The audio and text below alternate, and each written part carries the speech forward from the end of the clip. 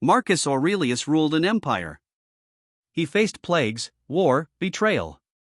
And yet his deepest writing wasn't about external enemies, it was about the moment you get within arm's reach of what you actually want. Because that's when the real collapse begins. By the end of this video, you'll understand exactly why your anxiety spikes hardest right before a breakthrough, and you'll have a framework to stop self-sabotaging the moment success becomes real. This isn't abstract philosophy.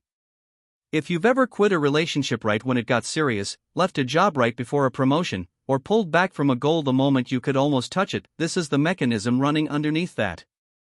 And if you don't name it, it will keep running your life quietly, from the background, forever. Proximity to the goal activates a threat response, not a reward response. Ernest Shackleton's men, after months on the Antarctic ice, started breaking down psychologically not in the middle of the journey, but within days of rescue. Soldiers in World War I reported their worst panic attacks not in the trenches, but on the train ride home. The body had been surviving.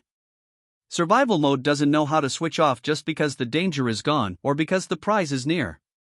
Your nervous system doesn't distinguish between almost failing and almost succeeding when both require you to drop your guard. For years, distance from the goal kept you safe from disappointment. You couldn't fail something you hadn't fully committed to. But now it's close. Now the failure would be real. So your brain pulls the emergency brake not because you're weak, but because it's doing exactly what it was built to do, protect you from a loss it thinks is coming. The closer you get to who you want to become, the more the old identity fights back. Kierkegaard wrote about what he called the leap, the terror that exists not before you decide to change, but the moment you're one step from actually landing on the other side. He watched men in 19th century Copenhagen abandon engagements, careers, and religious conversions not at the beginning but at the threshold. He called it the anxiety of freedom. The new self is right there. The old self panics. Identity is a survival structure. You've built your entire social ecosystem, your habits, your internal monologue around a specific version of yourself. When you get close to a new version, a version that's more successful, more vulnerable, more committed, every part of your current identity registers it as a kind of death. It's not weakness. It's the cost of transformation. The men who push through don't feel less fear. They just stop mistaking proximity panic for a signal to retreat. The mind manufactures reasons to stop, and they sound completely rational. Viktor Frankl, working with patients post-Holocaust, noticed a pattern he called existential vacuum. Men who had survived the worst conditions imaginable would, upon returning to stable civilian life, develop sudden depression, numbness, and the overwhelming sense that their goals no longer made sense. They'd done the impossible and then talked themselves out of living in the aftermath. The reasons were sophisticated, logical, and completely manufactured by a psyche that didn't know how to hold success. The rationalizing mind is your most dangerous enemy at close range. When you were far from the goal, doubt sounded like, "This is impossible." When you're close, it sounds like, "Is this really what I want? Maybe the timing is wrong. Maybe I should wait. Maybe this isn't the right version of the goal." These thoughts feel like wisdom. They're not. They're the brain generating plausible fiction to justify retreat.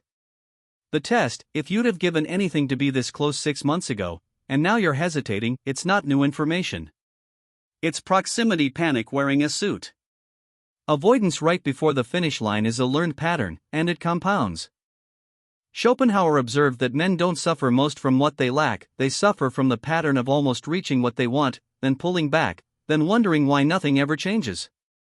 He called desire a pendulum. You swing toward the goal, anxiety builds, you retreat, you feel relief, then emptiness, then you start again. Each time you retreat at close range, you train the pendulum to stop shorter. Eventually the swing barely reaches past comfortable. Every time proximity panic wins, the threshold for retreat moves closer to the starting line. This is the compounding cost nobody talks about. It's not just that you didn't get the thing this time. It's that next time, your nervous system will pull the brake earlier because it learned that pulling back works. It reduced the anxiety. The only way to break this is a single conscious override. Not 100. Just one clear decision where you name the pattern, label the panic, and move through it anyway. That one override restructures the pattern for everything that follows. The men who make it through do one specific thing differently: they normalize the spike. Epictetus, a man born into slavery who built one of the most influential philosophical schools in human history, taught that the path forward isn't the absence of resistance. It's the expectation of it. He told his students, when you feel the strongest urge to stop, treat it as confirmation you're moving in the right direction. Not as a sign the direction is wrong. The spike is the signal, not the warning. When you reframe proximity panic as directional confirmation, this fear means I'm close, not that I should stop, you change the entire information value of the anxiety. It stops being a red light. It becomes a green one. You're not ignoring the fear. You're reading it correctly.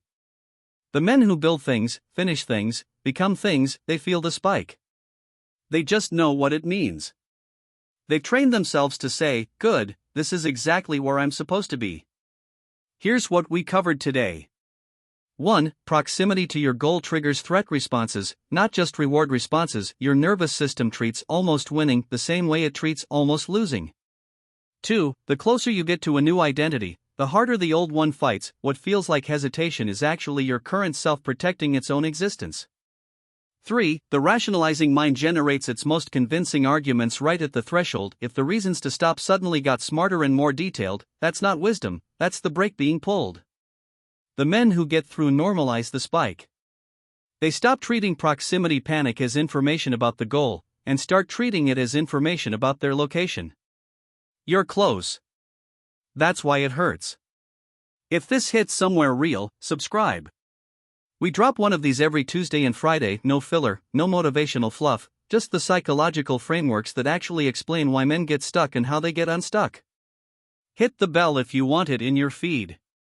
I'll see you in part 5.